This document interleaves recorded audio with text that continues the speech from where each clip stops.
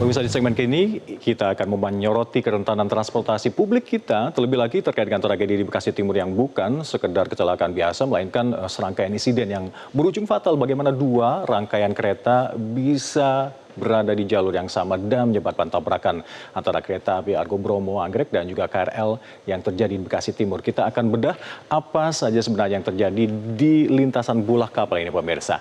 Dari kronologis, kita tahu di pukul 20.40 sebuah taksi listrik yang melintas dari arah Duren Jaya di Jalan Ampera tepatnya menuju ke Jalan Juanda melalui perlintasan Sebidang di dekat Bulak Kapal ini, dan mobil tersebut nampaknya mati mesin dan mogok saat berada di tengah rel, sementara KRL rute Kampung Banang Cikarang yang tengah melaju kemudian menabrak taksi tersebut dan terseret sekitar 100 meter. Meski rusak cukup parah, pemirsa, sang pengemudi dilaporkan sempat menyelamatkan diri dari benturan yang terjadi dan kini sang sopir tersebut diamankan oleh petugas.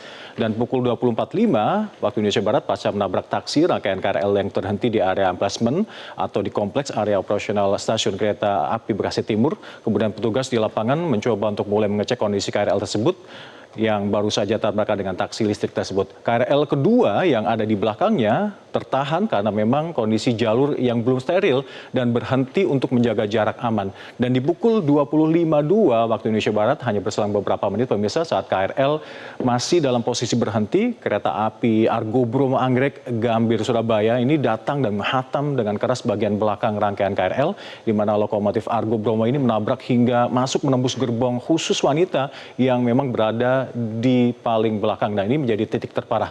Insiden ini berawal dari satu variabel kalau kita amati, sebuah taksi listrik yang tertemper KRL di perlintasan Sebidang, dan menjadi pertanyaan besar adalah bagaimana insiden di awal tersebut akhirnya bisa tereskalasi menjadi tabrakan antara kereta yang melibatkan kereta Argo Bromo Anggrek ini.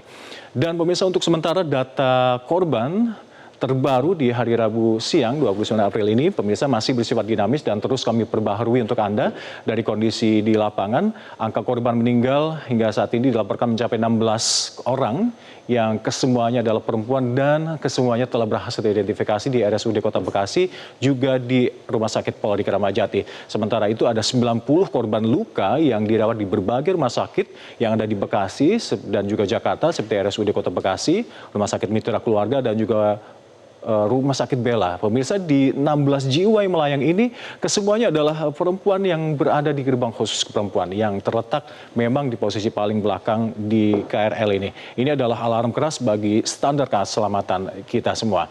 Dan pemirsa, pihak dari PT KAI sendiri memohon maaf atas kejadian ini dan memastikan seluruh penumpang serta petugas mendapatkan penanganan secepat mungkin dan sebaik mungkin, dan memastikan investigasi menyeluruh dilakukan untuk mengungkap penyebab pasti kecelakaan ini, termasuk evaluasi sistem keselamatan dan juga komunikasi yang ada di lapangan. Selanjutnya kita akan mengupas perlintasan Sebidang, pemirsa, di mana ada pertemuan langsung antara jalur kereta api dan jalan raya yang biasanya ini lintas Sebidang ini.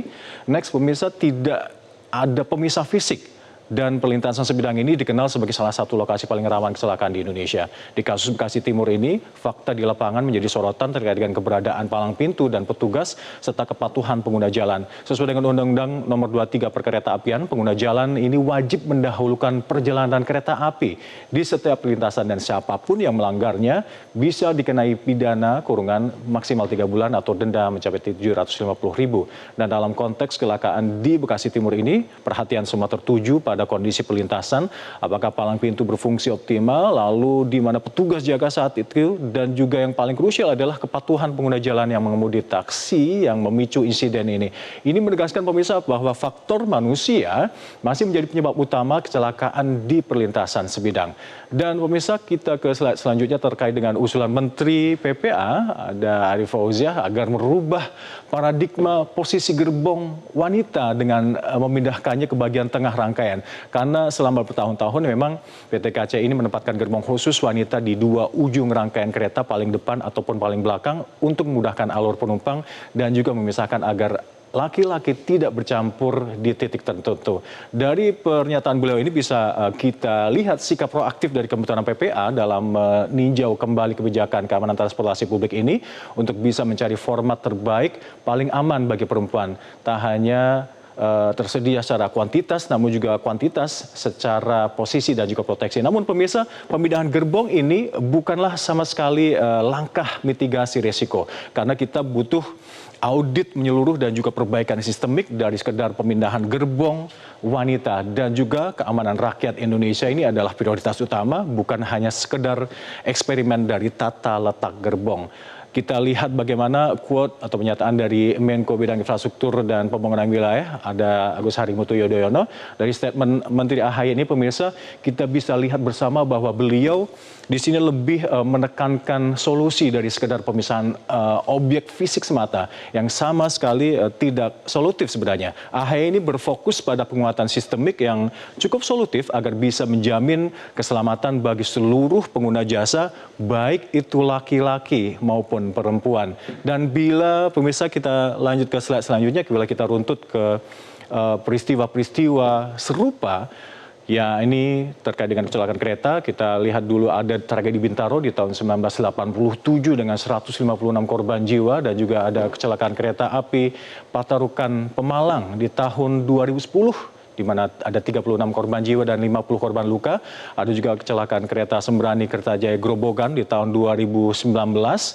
Meski tidak menimbulkan korban jiwa, namun sejumlah korban luka menimbulkan trauma mendalam bagi para penumpangnya. Dan juga ada tabrakan kereta api Turangga KRL Cicalengka di tahun 2024, di mana 4 awak kereta meninggal dunia serta 40 penumpang terluka. Dari seluruh rangkaian kecelakaan ini pemirsa, ada pola kecelakaan yang terus berulang dengan persoalan yang nyaris sama pemirsa. Mulai dari tragedi Bintaro, Patarukan Cicalengka hingga kecelakaan di Bekasi Timur kemarin, semua ini menegaskan pentingnya sistem keselamatan, disiplin perlintasan dan juga koordinasi antar pihak. Ada sejumlah hal penting di sini yang harus dievaluasi, mulai perlintasan sebidang, kesalahan manusia, hingga sistem pengamanan yang belum sepenuhnya optimal. Evaluasi sistemik murni menjadi keharusan yang tidak boleh ditawar. Karena di balik setiap angka korban, ada nyawa yang seharusnya bisa diselamatkan. Pemirsa, demikian tadi ulasan terkait dengan tragedi kereta yang terjadi di Bekasi Timur kemarin. Jelajahi cara baru mendapatkan informasi. Download Metro TV Extend sekarang.